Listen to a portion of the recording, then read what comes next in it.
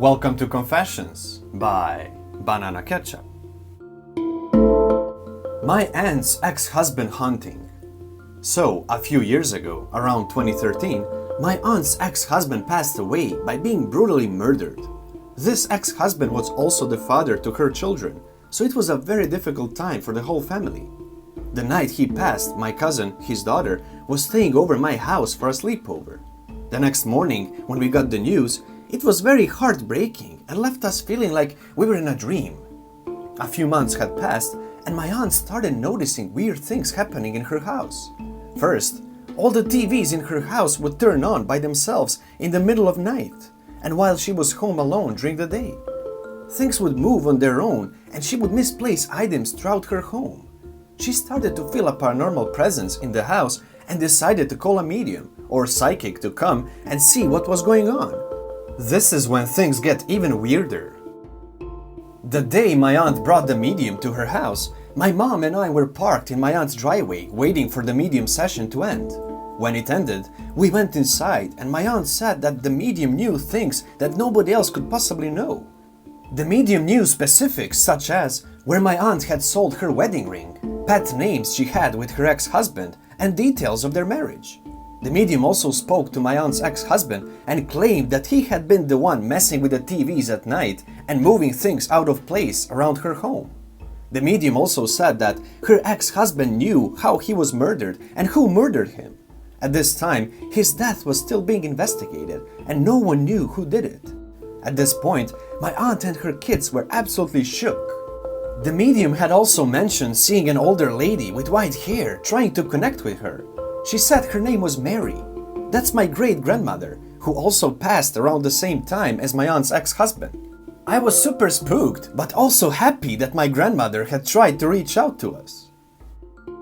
A few hours later, everyone had left my aunt's house except my mom, my aunt, and me.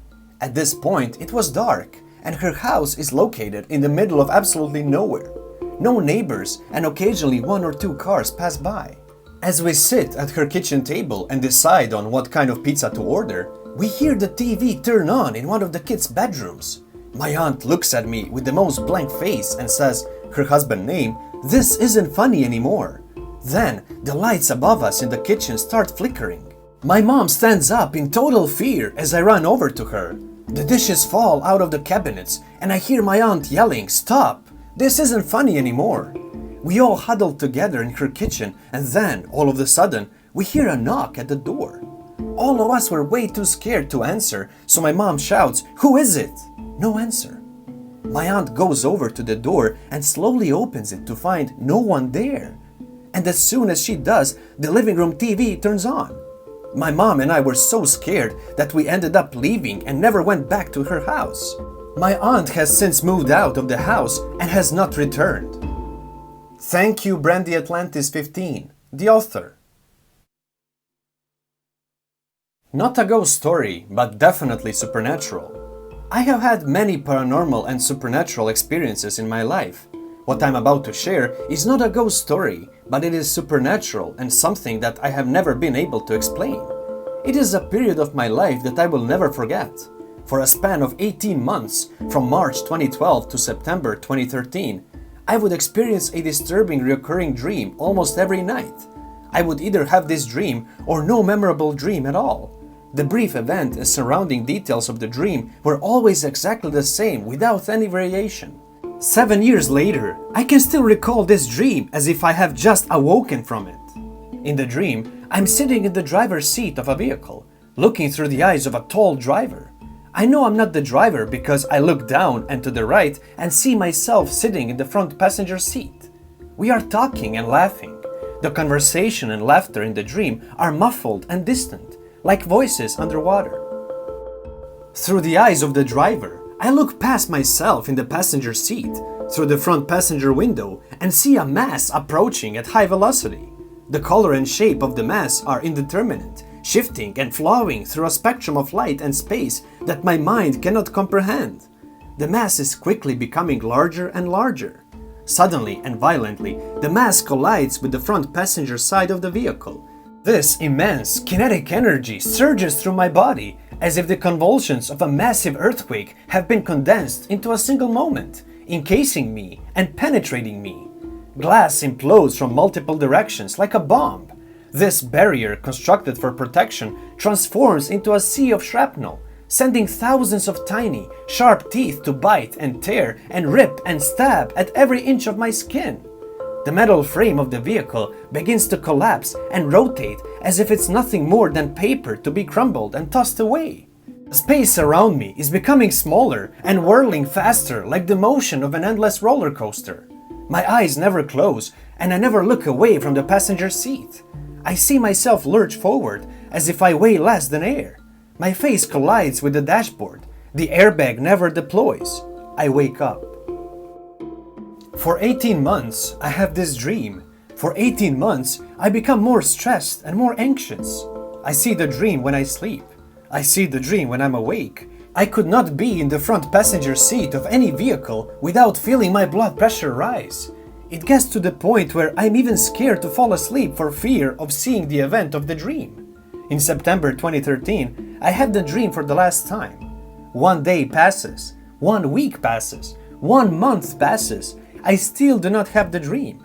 I do not even question this because I'm so happy to be able to sleep again and not feel fear anytime I'm in a vehicle. I feel that long, strange, and terrible period is finally past me.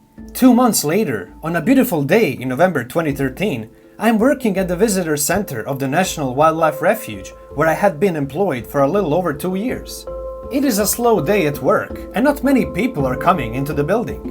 The tropical beach is far more interesting than our display murals and informational plaques. I take advantage of this slowness and spend my time reading. Mid-morning arrives, and I hear the chime of the front door ring as soft footsteps enter the visitor center. I look up from my book and see a young couple who seem to be in their early to mid-30s. I greet them, but they do not notice me in the distance. I return my gaze to my book as their attention is drawn to our murals and plaques.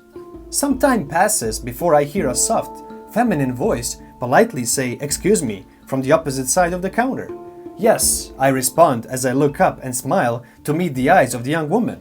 But as soon as I face her, her expression very quickly changes from inquiry to shock. She immediately turns to walk away. Without saying another word, she walks from the counter to the wall about 5 meters away. Her husband, presumably sensing her discomfort, walks up to her and puts his arm around her shoulders. They are talking in whispers that I cannot hear. She's visibly upset about something. I think this is very strange at first, but ultimately it's none of my business. I look away from them so they don't feel judged or observed. Many minutes pass and the woman returns to the counter. Her face is a bit puffy and her eyes are a little red. She takes a quick, deep breath and proceeds to ask me about the free cave tours available to visitors of the refuge. Without hesitation, I begin to describe the tour. About 2 minutes pass and she breaks down into full tears. She's crying heavily as her husband rushes back to her side. "I'm so sorry. Was it something I said?" are all I can think to say at this moment. She wipes her face with the tissues I hand her before taking a breath and speaking again. She apologizes. I reassure her that there is nothing to apologize for. What she shares with me is something that will stick with me for the rest of my life. She attended university in Australia and lived there for 10 years. In her decade there, her best friend, a woman who became her sister, looked and spoke exactly like me. She was my complete doppelganger. 2 months earlier, in September 2013, her best friend was involved in a major car accident. Another driver had hit her friend's side of the vehicle. The airbag never deployed, and she died instantly. The airbag never deployed. My heart begins to race, and every ounce of air seems to empty from my lungs.